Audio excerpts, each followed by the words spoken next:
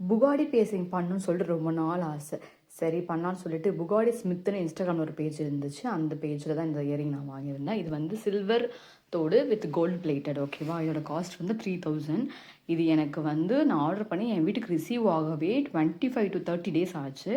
ஆனால் ரிசீவ் ஆனதுக்கப்புறம் எங்கள் ஊரில் இருக்க எல்லா கோல்டு கடையிலையும் போய் கேட்டால் அதை குத்த முடியாது, அதில் சொர இல்லை அப்படி சொல்லிட்டாங்க. வேணால் நீங்கள் சில்வர் வேறு ஏதாவது சொர உள்ள தோடு வாங்கிட்டு குத்திட்டு அதுக்கப்புறம் அந்த பொண்ணு ஆறுனதுக்கப்புறம் இந்த தோடை நீங்கள் போட்டுக்கலாம் அப்படி சொன்னாங்க. சரி சொல்லிட்டு நாங்கள் சில்வர் தோடெல்லாம் பார்த்தோம். அதெல்லாம் ரொம்ப சொர பெருசாக இருந்துச்சு. அதை குத்துனா வலிக்கும், புண்ணு பெரிய ஓட்டையாக விழும், ரொம்ப புண்ணாகும் அப்படி சொன்னாங்க. அதுக்கப்புறம் எங்கள் ஊரில் வந்து ஜிஆர்டி, மலபார் இப்போ வந்திருக்கு. அதுக்கப்புறம் வந்து ஜோயாலுகாஸ், அப்புறம் ஏஆர்சி நிறைய கடை இருக்குது. எல்லா கடையிலையும் விசாரிச்சா எல்லா கடையும் குத்த முடியாது சொல்லிட்டாங்க. சரி சொல்லிட்டு நான் சோகமாக வீட்டுக்கு போயிட்டு நெக்ஸ்ட் டே வந்து ஹண்ட் பண்ணிட்டு இருந்தோம், எங்கே குத்தலாம் அப்படி கேட்டுட்டு இருந்தோம். அப்போ வந்து எங்கள் ஊரில் வந்து மயிலாடுதுறை, ஓகேவா, அந்த ஏஆர்சி அந்த டேர்ம் நிறைய ஏஆர்சி கடை இருக்கும். அதுக்கு பின்னாடி ஒரு நீட்டுக்கு சந்து போயிட்டே இருந்துச்சு.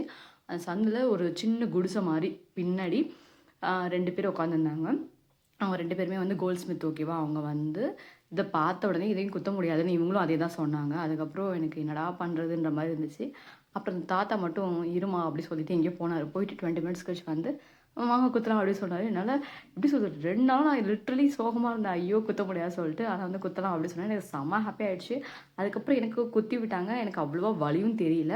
அப்புறம் குத்தி விட்டதுக்கப்புறம் ஒரு ஜெல் மாதிரி அந்த தாத்தாவே ஒரு மருந்து வச்சுருந்தாங்க. இந்த விட்டமின் இ டேப்லெட் நம்ம யூஸ் பண்ணுவோம்ல, அந்த மாதிரி இருந்துச்சு அது பார்க்க. அதுக்கப்புறம் அதையும் போட்டு விட்டாங்க. எனக்கு 2 காது குத்தும் போது எனக்கு வலியே இல்லை. ஏன்னா எனக்கு அவ்வளோ ஹாப்பியாக இருந்துச்சு, ஃபைனலி நம்ம குத்திட்டோமே அப்படின்னு சொல்லிட்டு. அதுக்கப்புறம் வந்து இதுக்கு வந்து 200 ருபீஸ் வந்து அவங்க சார்ஜ் பண்ணாங்க.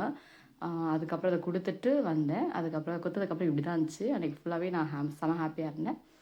அதுக்கப்புறம் ஒரு 2 நாள் 3 நாள் தூங்கும்போது தான் வலி இருந்தது. அவ்வளோதான்.